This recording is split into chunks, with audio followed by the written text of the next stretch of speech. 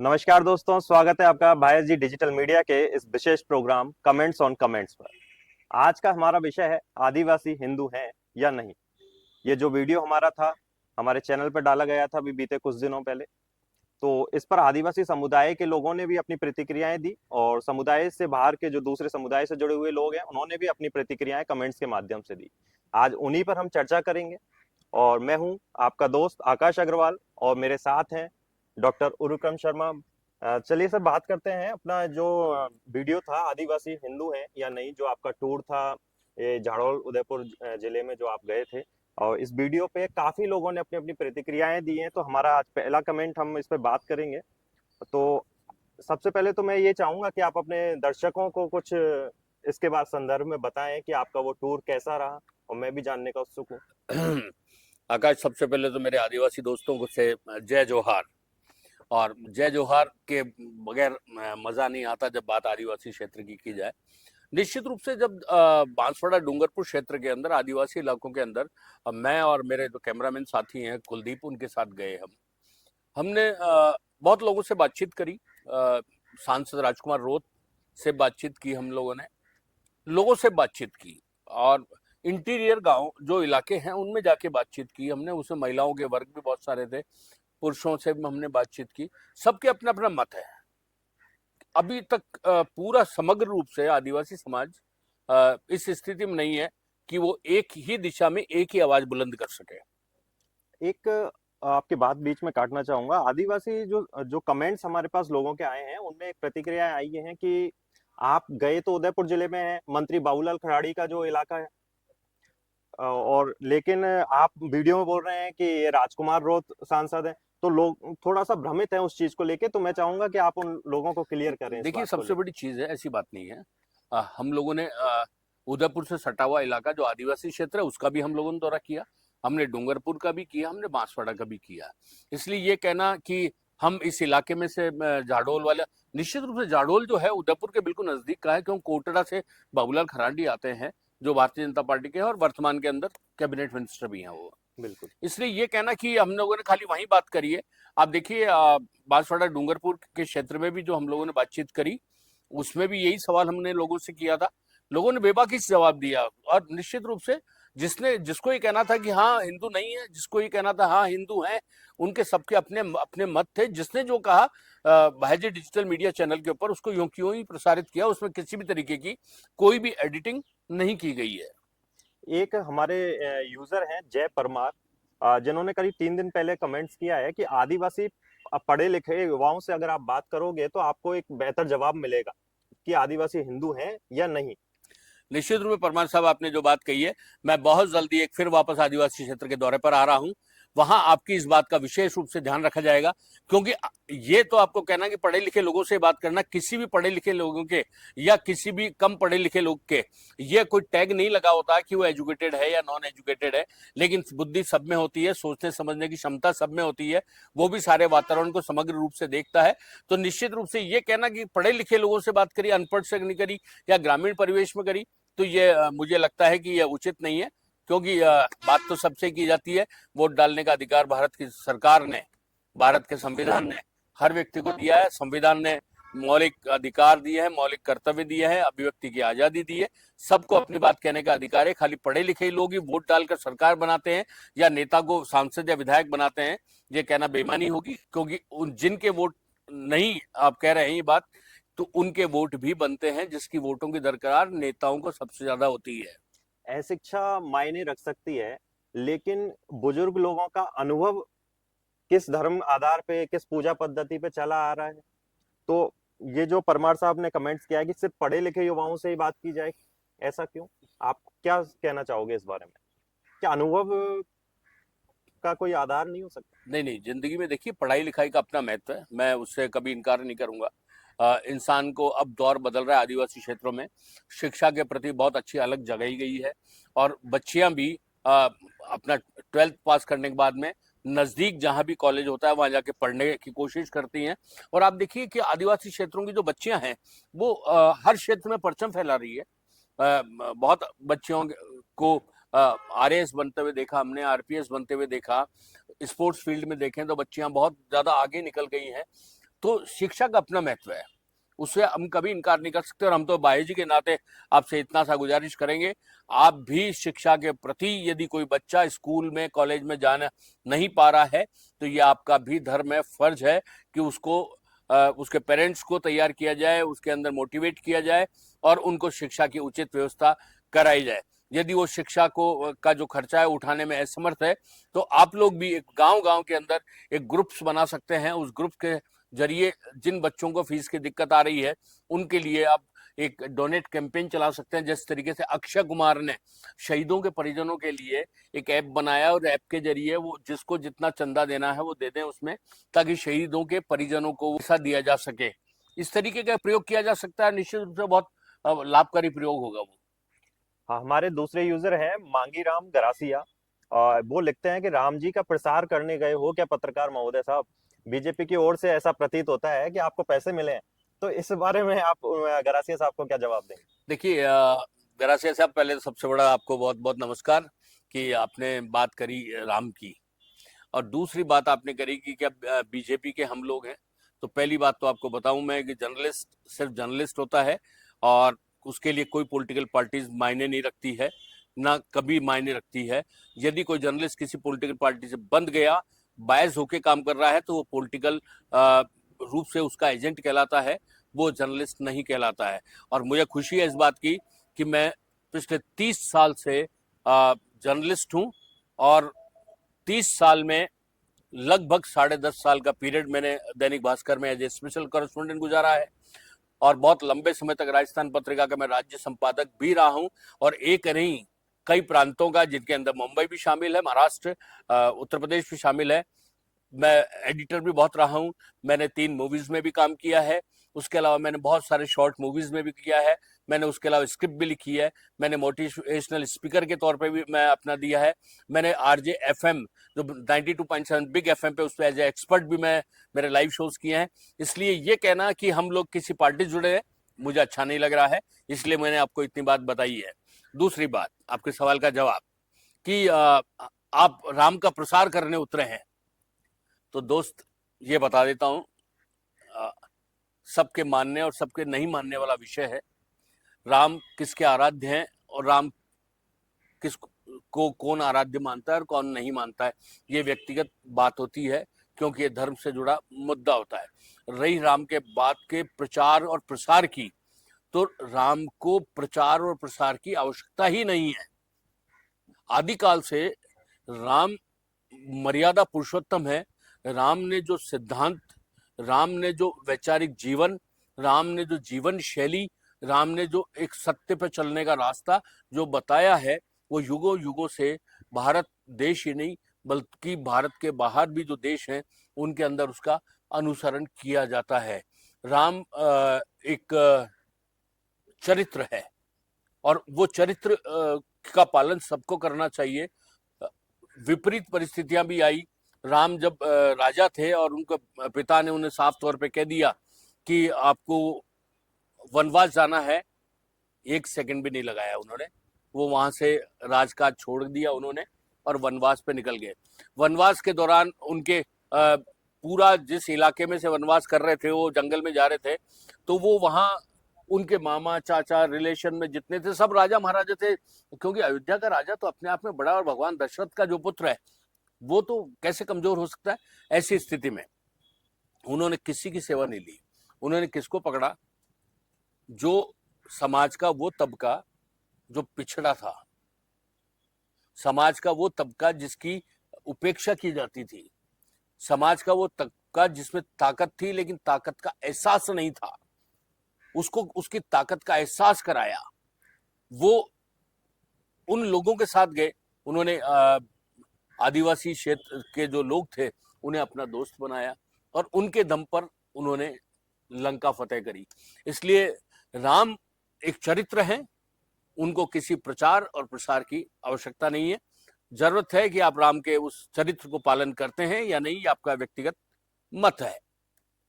आपने कहा कि राम एक चरित्र है और राम एक कल्पना भी हो सकती है। कई समुदाय जो राम को नहीं मानते हैं या सनातन को नहीं मानते हैं, तो मेरा मानना तो यह है कि चरित्र कोई भी हो, जिससे सीखना हर किसी को चाहिए, वो किसी भी समुदाय से हो।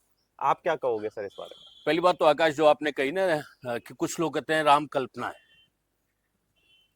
तो ये वो लोग बात करते हैं जिन्होंने हमारे जो शास्त्र हैं, जो हमारे ग्रंथ हैं, उनका अध्ययन नहीं किया। वो एक इस तरीके का प्रोपेगेंडा करते हैं। अब आपको ध्यान होगा शायद एक बार राम सेतु के बारे में भी बात की गई और उसको भी एक कल्पना बताया गया। बिल्कुल।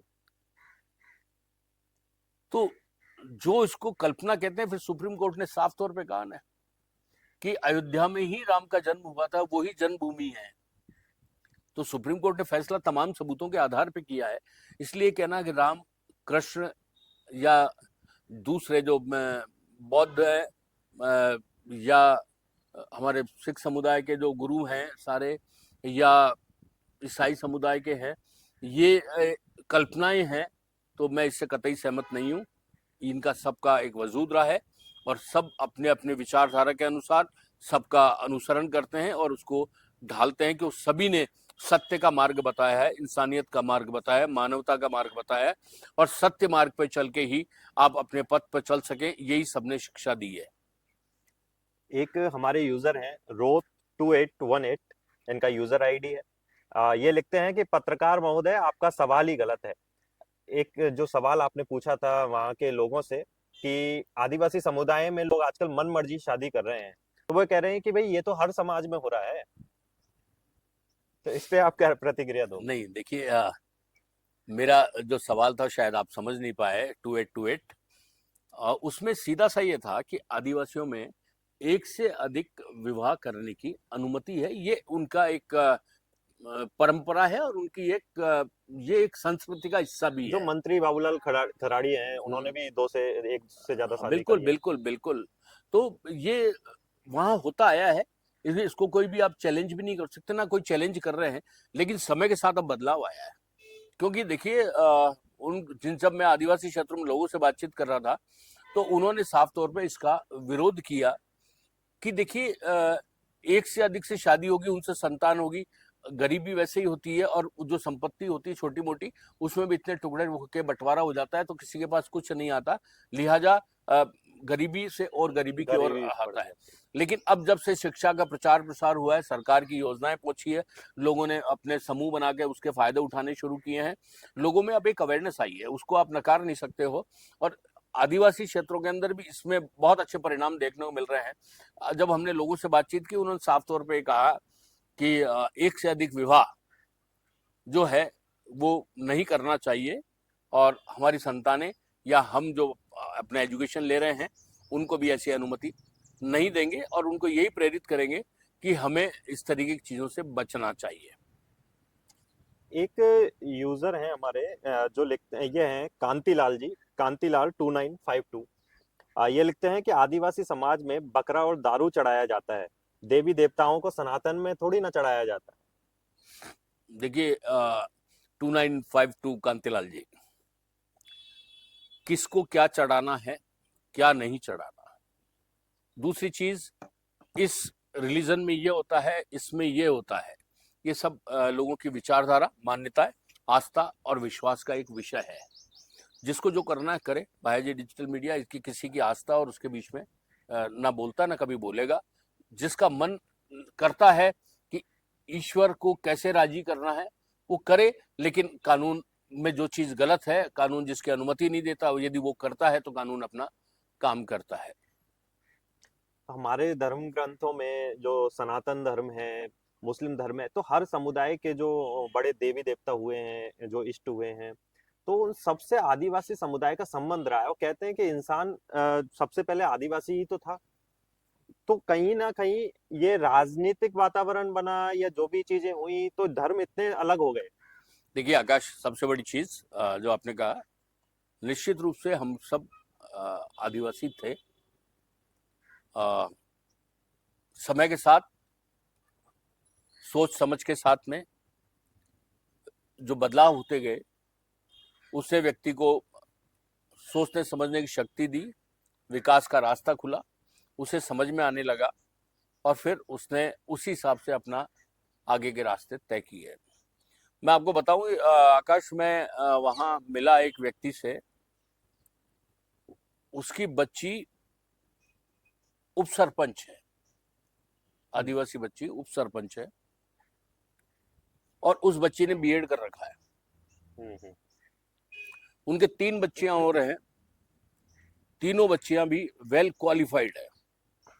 2 बच्चे और थे उनके, वो भी सरकारी नौकरी कर रहे हैं। तो यदि शिक्षा का उनके अंदर बीजारोपण नहीं किया जाता, वो पिता उन बच्चों को आगे बढ़ाने की बात नहीं करता, तो क्या ये सब चीजें संभव थी? अब सबके इस चीज समझ में आ रही है कि हमें इस दृष्टि से सोचना चाहिए। और दूसरी सबसे बड़ी चीज जो आपने कही है आकाश, कि सब आदिवासी थे, निश्चित रूप से आदिवासी थे, इसमें क्या शक है।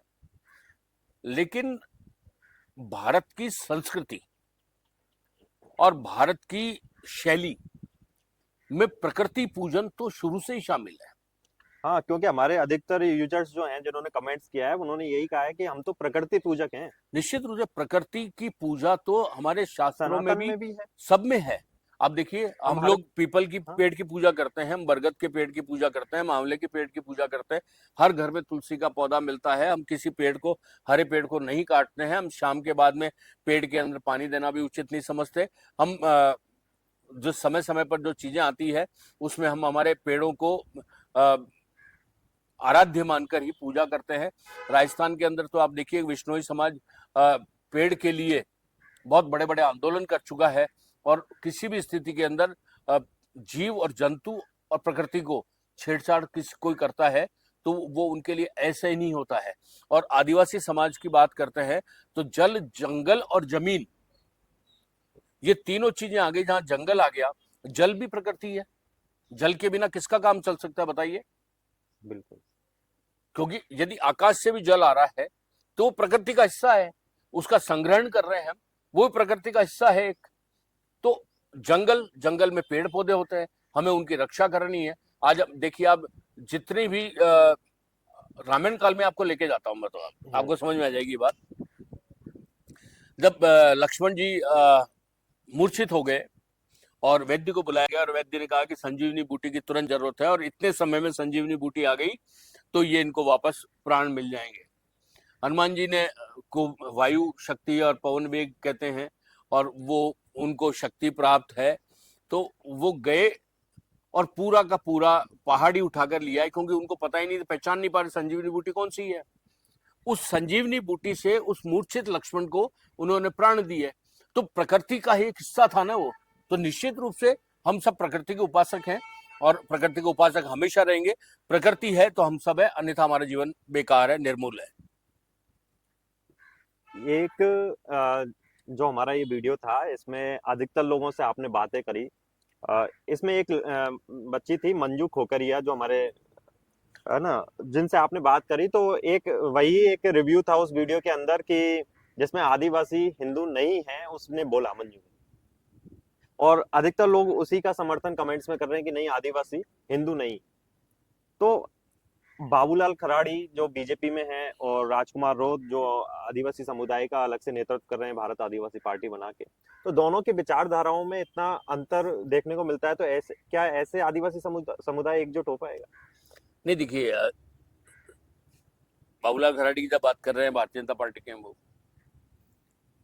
दोनों। राजकुमार रोध की बात कर रहे हैं, तो वो सांसद हैं, 3 बार के विधायक हैं, और वो बाप पार्टी को लीड कर रहे हैं। वो देखिए, कभी भी सबकी मान्यता किसी एक मुद्दे पर समान नहीं हो सकती है। मान लीजिए डूंगरपुर के अंदर ज्यादातर लोग आदिवासी हिंदू नहीं है, इसको समर्थन कर रहे हैं, तो दूसरे इलाकों में जरूरी नहीं है कि वही बात मानी जाए। क्योंकि देखिए, आदिवासी हिंदू हैं या नहीं, ये एक बहुत लंबा और चर्चा का विषय है, डिबेट का विषय है। और ये आदिवासी राजकुमार रोध से मेरी बात हुई थी, तो उन्होंने साफ तौर पर कहा था कि देखिए, हम हमारी बात करते हैं, हम सनातन धर्म के बारे में या अन्य धर्मों के बारे में कोई टीका टिप्पणी नहीं करते कि सब में सब अच्छा है, लेकिन हम हमारी बात करते हैं, हमें हमारा धार्मिक कोड मिलना चाहिए।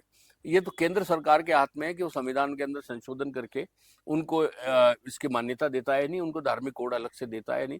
ये राजकुमार रोत चूंकि संसद में जाते हैं, वो किस तरीके से अपनी बात को रखते हैं, संसद से सड़क तक क्या उनका एक दिशा होती है और क्या वो करा पाते हैं, जो भी है वो एक सरकार का और उनका एक विषय है। लेकिन हम ये कह दें कि सभी ये माने कि आदिवासी हिंदू नहीं है, सभी ये माने आदिवासी हिंदू हैं, ये अपनी अपनी सोच है, अपनी अपनी विचारधारा है। हालांकि भारतीय जनता पार्टी इस बात से राजकुमार रोत की कि आदिवासी हिंदू नहीं है, इसका बड़ा जबरदस्त विरोध करते हैं। उनका साफ तौर पे विरोध किया जो राज्य के शिक्षा मंत्री मदन दिलावर ने, और मदन दिलावर ने इसके जवाब में सिर्फ एक लाइन कही, उन्होंने कहा कि डीएनए करा लो अपना। तो उसमें काफी विवाद भी बहुत हुआ था। उसमें बहुत विवाद भी हुआ था, और जो सारी चीजें थी वो तो है ही, क्योंकि लेकिन ये उनका कमेंट करना वो भी एक राजनीति का एक हिस्सा था, क्योंकि हर नेता को अपना राजनीतिक आधार हमेशा मजबूत रखना होता है। राजकुमार रोत ने ये चुनावों के अंदर पिछले 3 विधानसभा चुनाव जीते, फिर लोकसभा चुनाव जीता, उसके अंदर यही बात कही कि आदिवासी हिंदू नहीं। तो पार्टी का कद भी लगातार बढ़ रहा है, और हाँ। आज एमएलए उनके हो गए, सांसद हैं वो खुद। 3 एमएलए उनके पास में, खुद सांसद हैं वो, और वो स्टेट लेवल की पार्टी का दर्जा भी उनको मिल गया। और निश्चित रूप से जो ये मानते हैं कि आदिवासी हिंदू नहीं है, जो ये मानते हैं आदिवासी हिंदू है, इन दोनों में कितना मेल कराया जा सकता है ये तो आने वाले दिनों में ही पता चल पाएगा कि शतरंज की बिसात क्या होगी, कौन कितने खाने चलेगा। बिल्कुल आपकी बात सही है। और मुझे याद आया जब आप सांसद साहब का इंटरव्यू लेने गए थे डूंगरपुर, राजकुमार रोत जी का, तो आपने उनसे एक सवाल किया था, उसके संदर्भ में उनका जवाब था कि जो उनका आदिवासी समुदाय है, अलग अलग देश के अलग अलग हिस्सों में कोई हिंदू बन गया, कोई मुस्लिम बन गया, कोई ईसाई बन गया, कोई जैन बन चुका है। तो ये अगर इस तरीके से होगा तो एक तरफा देखा जाए तो रोज साहब की बात भी ठीक है। भाई उन्होंने धर्मांतरण की बात करी थी कि उन क्षेत्रों के अंदर भाई बिखराव की वजह से वो निश्चित रूप से, समुदाय खत्म हो रहा है। हाँ, तो वो किसी को लगता है कि वो मुस्लिम बनना है, मुस्लिम बन गया वो, किसी को लगता है कि वो ईसाई बनना है, ईसाई बन गया। बहुत सारी संस्थाएं आदिवासी क्षेत्रों के अंदर अपने अपने धर्म का प्रचार करके उसमें लोगों को उस धर्म के बारे में अच्छाइयां बता रही है, तो लोग जिससे प्रेरित हो रहे हैं वो उसका एक्सेप्ट कर रहे हैं। और इसी को लेकर राष्ट्रीय स्वयंसेवक संघ आरएसएस ने आदिवासी क्षेत्रों में धर्मांतरण को रोकने के लिए एक वनवासी कल्याण परिषद बनाई है उन्होंने, और वो आदिवासियों को वनवासी कहते हैं। ये राजकुमार रोत इसका भी समर्थन नहीं करते, उनका आदिवासी आदिवासी हैं, क्या होता है ये वनवासी वनवासी। तो सब पॉलिटिकल पार्टीज का ये एक अपना अपना एजेंडा रहता है, क्योंकि आदिवासी क्षेत्रों में अभी शिक्षा भी उतनी नहीं है, आदिवासी क्षेत्रों में अभी आर्थिक संपन्नता भी उतनी नहीं है। मतलब ये जरूरी है कि सत्ता में जो भी सरकार हो उसको आदिवासी समुदाय, जो वनवासी समुदाय, जिसे भी जो भी नाम से पुकारा जाए, तो वहाँ शिक्षा का प्रसार जरूरी है। और आज आदिवासी समुदाय के बारे में या तो अधिक पढ़ाया नहीं जा रहा या लोगों को बताया नहीं जा रहा, जो वहां तक वो चीजें नहीं पहुंच पा रही, इसलिए धर्म परिवर्तन हो रहे हैं। निश्चित रूप से आदिवासी क्षेत्रों में मैं आपकी बात से सहमत हूँ। राजनीति करने वाले नेताओं को आदिवासी क्षेत्रों में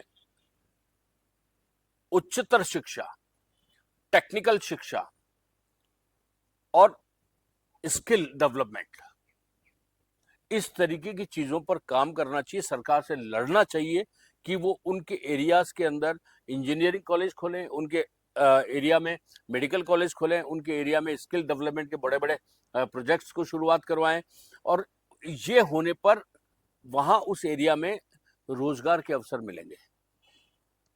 देखिए आदमी का दिमाग कब चलता है, जब उसके पास समय होता है फालतू चीजें सोचने का। यदि पर्याप्त उसके पास रोजगार है, पर्याप्त उसके पास साधन है, या तो उसको समय नहीं मिलता ना। एक चीज और है सर कि शहरों में तो क्या है, मशीनी युग आ चुका। आप अगर बैकवर्ड ग्रामीण क्षेत्रों में जाते हो तो आज भी वहाँ कृषि पर निर्भर हैं लोग, आदिवासी समुदाय हो चाहे हमारा दूसरा समुदाय हो, अधिकतर लोग आज भी कृषि पर निर्भर हैं। अगर वहां रोजगार के अवसर अगर ज्यादा से ज्यादा अगर लेके जाने हैं तो खेत काटे जा रहे हैं, वो क्या कहते हैं, फैक्ट्रियां बनेंगी, कई सारे प्लांट्स कटेंगे, तो इस चीज को लेकर भी समुदाय विरोध करते हैं। निश्चित रूप से वही नारा है ना उनका, जल जंगल जमीन, ये हम किसी को नहीं देंगे, हम्म। क्योंकि उसी से उनका सारी चीजें चलती है। तो फिर जो आधुनिक समय का जो रोजगार है वो वहां तक कैसे पहुंचेगा? तो वहां नहीं के लोगों को शहरों की तरफ पलायन करना होगा, नहीं बड़ी सिटीज की तरफ। नहीं, ये इतनी आकाश, आदिवासी क्षेत्रों में इतनी गरीबी की स्थिति है कि आदमी अपने मजदूरी करके पेट पालता है, और स्त्री या पुरुष कोई भी हो। और राजस्थान में आदिवासी क्षेत्रों से आप देखेंगे तो बहुत बड़ी संख्या के अंदर गुजरात की तरफ मजदूरी करने लोग जाते हैं, क्योंकि जब रोजगार नहीं होगा तो पलायन करेंगे ना वो। और यदि वहां इंडस्ट्री लगती है, जल जंगल जमीन को नुकसान फिर नुकसान होगा। किए बगैर वो पॉसिबल कैसे होगा? नहीं, हर चीज का विकल्प होता है, हर चीज के रास्ते होते हैं, ऐसा नहीं है।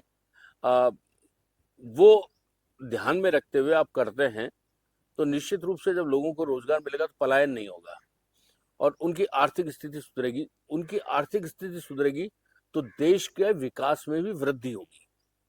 लेकिन इसमें एक चीज है कि राजनीतिक द्वेष है। जैसे आज बांसवाड़ा डूंगरपुर साइड का एरिया है तो वो भारत आदिवासी पार्टी का एक आधार बन चुका है।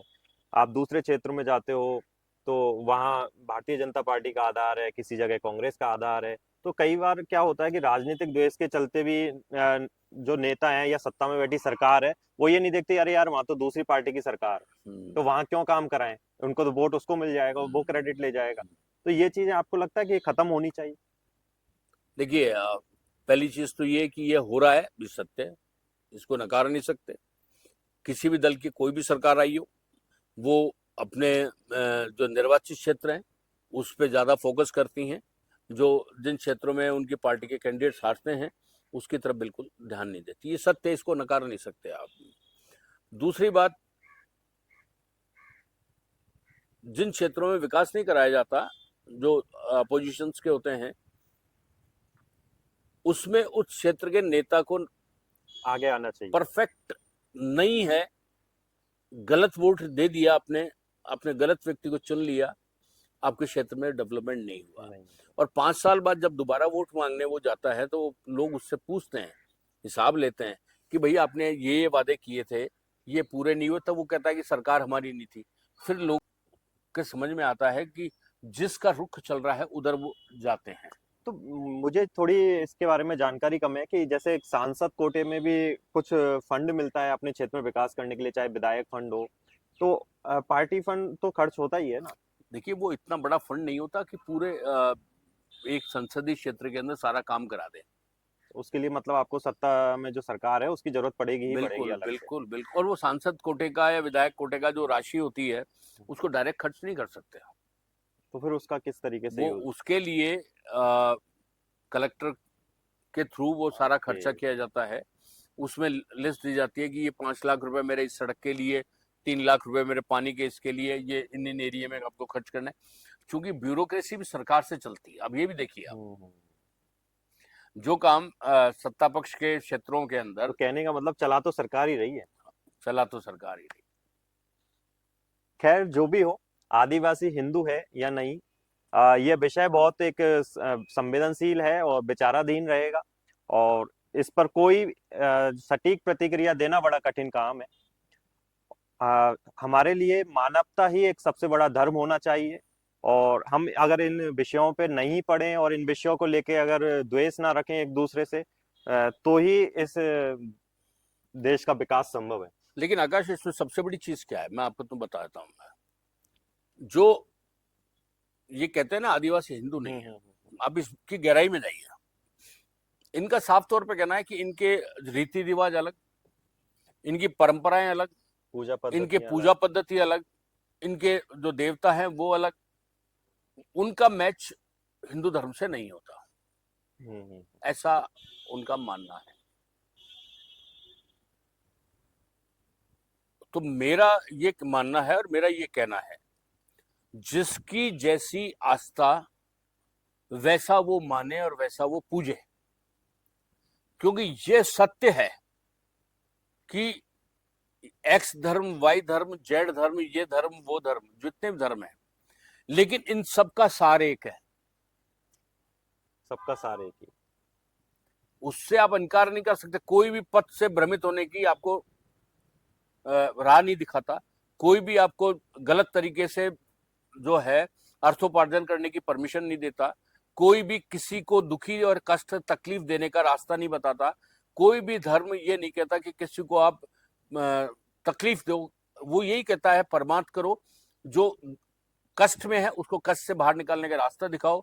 जो आर्थिक रूप से कमजोर है उसको खड़ा करके अपने साथ चलने का रास्ता दिखाओ। यही सब चीजें सब धर्मों में एक सी हैं। लैंग्वेज अलग हो सकती है, कहने का तरीका अलग हो सकता है, लेकिन है सब एक। जिसको जो माने वो धर्म मानो, लेकिन इंसानियत का जो धर्म आकाश ने बताया, मानवता का जो धर्म आकाश ने बताया, जिस तरीके से परमार्थ लोगों के लिए आप मदद के लिए सबसे आगे खड़े रहो।